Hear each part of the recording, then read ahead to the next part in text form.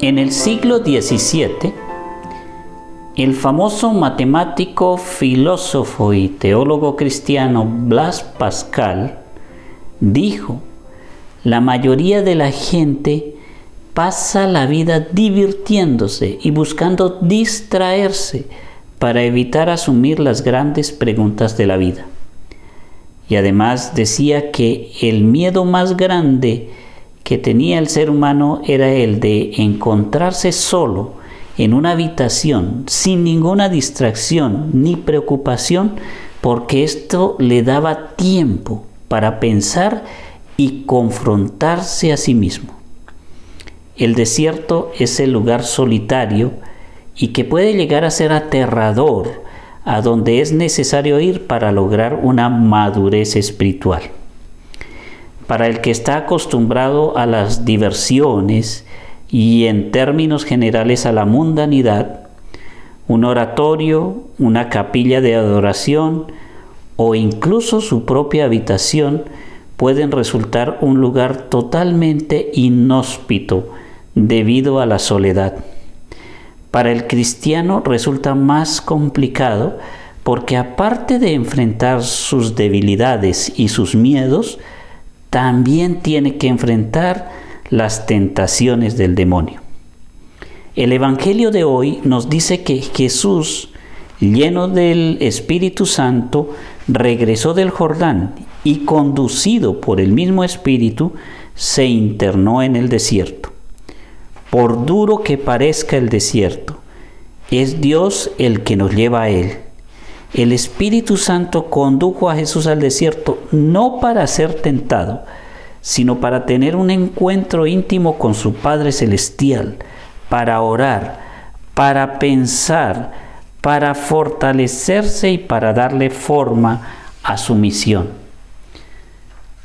No hay que confundirnos. El Espíritu Santo no es el tentador. El tentador es el demonio. Quizá esto nos inquiete y nos dé un poco de miedo, pero la verdad es que entre más nos acerquemos a Dios, más buscará el diablo tentarnos para apartarnos de su amor. Estando en el desierto y después de ayunar por 40 días, Jesús siente hambre.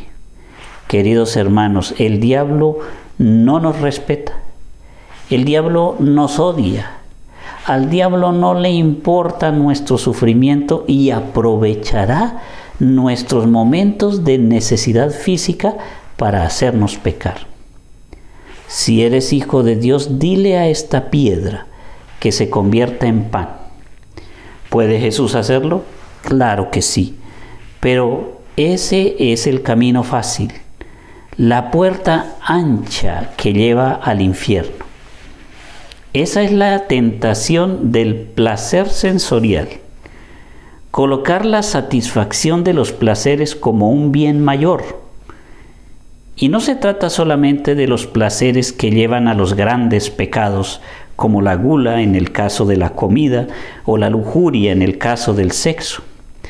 Ser saludable produce placer, pero ¿iremos a los brujos quizás para que nos curen de nuestras enfermedades?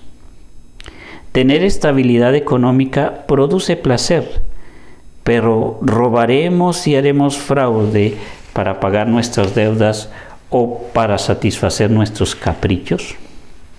Tener dinero es necesario, cuidar la salud es necesario, tener comida es necesario, pero no solo de pan vive el hombre.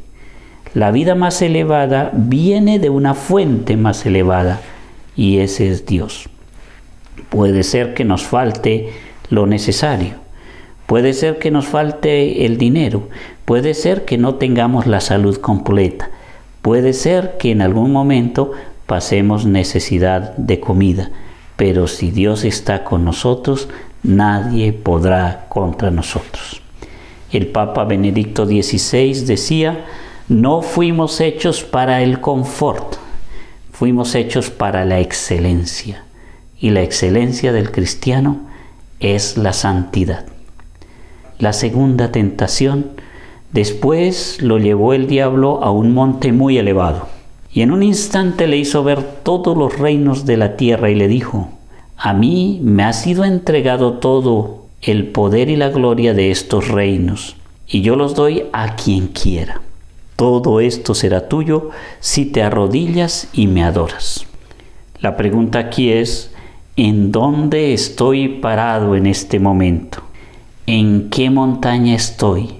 ¿Estoy mirando hacia abajo, impresionado con todas las maravillas de este mundo? ¿O estoy mirando hacia arriba, deseando el reino de los cielos? San Juan Pablo II nos decía claramente: para poder llevar una vida equilibrada, hay que tener los pies bien puestos en la tierra y la mirada firme en el cielo. Esta es la tentación del poder, que en sí mismo no es malo. A Dios le llamamos el Todopoderoso. Lo que el diablo nos ofrece es lo que San Agustín llama la lujuria del pecado, la ambición. El Papa Francisco nos enseña que por favor no dialoguemos con el diablo, que con el diablo ni se dialoga ni se negocia. Y está escrito: adorarás al Señor tu Dios y solo a Él servirás. Entonces debemos vivir para hacer la voluntad de Dios. Y si estás en una posición de poder, utilízala para los propósitos de Dios y no para tus propios propósitos. Solo Dios es el sumo bien. Solo a Dios debemos adorar. Y es fácil identificar qué debemos hacer o qué no debemos hacer. Si es algo que agrada a Dios, hay que hacerlo.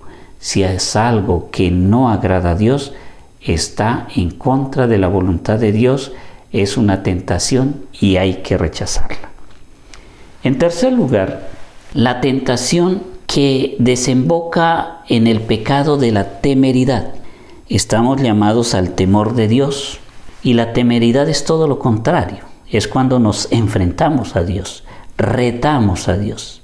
Si eres hijo de Dios, arrójate desde aquí, porque está escrito: los ángeles del Señor tienen órdenes de cuidarte y de sostenerte en sus manos, para que tus pies no tropiecen con las piedras. Esta es la tentación en la que intentamos manipular a Dios por el amor que Él nos tiene. Dios dio todo por mí, Dios derramó su sangre por mí, me ama eternamente, Él me cuida, por eso no tengo miedo a manejar borracho. Yo me echo la bendición, Dios me cuida. Y manipulamos a Dios porque no sabemos decirle que haga Él su voluntad en nosotros, sino siempre estamos pidiendo que Él haga nuestra voluntad, que me cure, que me cuide, que me dé. ¿Cuántas veces nos hemos enojado con Dios porque no hizo lo que yo quería? Y al final no se trata de lograr que Dios haga lo que yo quiero, sino de rendirse a los propósitos de Dios, incluso cuando no los entendemos. Y no entendemos la voluntad de Dios en una enfermedad que llega de repente y no entendemos por qué Dios, decimos, bueno, eso es un decir, Dios nos manda esa enfermedad. La muerte de un familiar, de un ser querido, ¿por qué Dios me lo quitó? Un fracaso en un negocio, cualquier cosa. Finalmente nosotros no podemos enfrentarnos a Dios, sino que tenemos que decir como Jesús dijo en el huerto de los olivos, que se haga tu voluntad y no la mía. No tentarás al Señor tu Dios.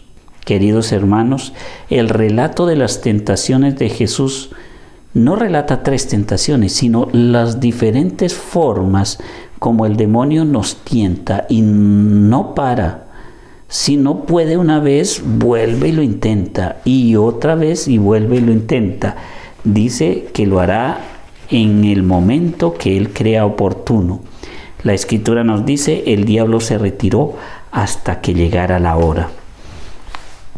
La expresión "si eres hijo de Dios" la usó el diablo para decirle, haz que esta piedra se convierta en pan. Esa misma expresión como tentación la usaron los fariseos en la cruz y le dijeron, si eres hijo de Dios, baja de esa cruz para que creamos. ¿Era fácil para Jesús bajar de la cruz? Sí. ¿Podía hacerlo? Sí. ¿Podía dar ese espectáculo? Sí. Pero ese no era el camino. Hermanos, el diablo siempre estará retándonos. Especialmente, les digo a los jóvenes, son amigos de los retos. Y hay retos bonitos que hay que aceptar.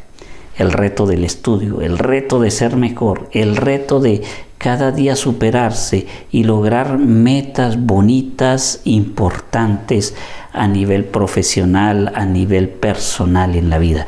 Eso hay que aceptarlos. Los retos espirituales de ser mejor cristiano, de ir a misa, de confesarse, de comulgar, de hablar de Dios, son retos que hay que aceptar. Pero aquellos retos que nos dañan o que dañan a otros, son los que no hay que aceptar, aquellos que están en contra de la voluntad de Dios, aquellos retos tontos que se hacen a través de las redes sociales, de aceptar hacer algo tonto y hacer que incluso uno ponga en peligro la vida para ganarse el favor de otras personas. Esos son los retos que no hay que aceptar, que hay que ser como Jesús. Aunque puedo hacerlo, no acepto ese reto porque yo no puedo tentar al Señor mi Dios. Y por supuesto, el no aceptarlo le va a crear dolor. El no aceptarlo le va a crear como una vergüenza. El no aceptarlo va a crear una no aceptación de parte de un supuesto grupo de amigos que no lo son, porque si lo fueran, no te pondrían en peligro. Te han dicho que fume algo, que consuma algo, y te lo dicen. ¿Lo quieres hacer, sí o no? ¿Eres valiente para hacerlo o no? ¿O eres gallina? ¿O tienes que pedirle permiso a tu papá o a tu mamá? ¿O te da miedo? Por el afán de que no se vea afectado el orgullo, terminan cayendo en la tentación y terminan haciéndose daño, y el diablo termina riéndose de todas las tonterías que permitimos que Él haga en nuestra vida. Hermanos y hermanas, que esta Cuaresma sea el mejor de los desiertos, en donde podamos reflexionar en el gran amor que Dios nos tiene y podamos vencer todas las tentaciones del demonio.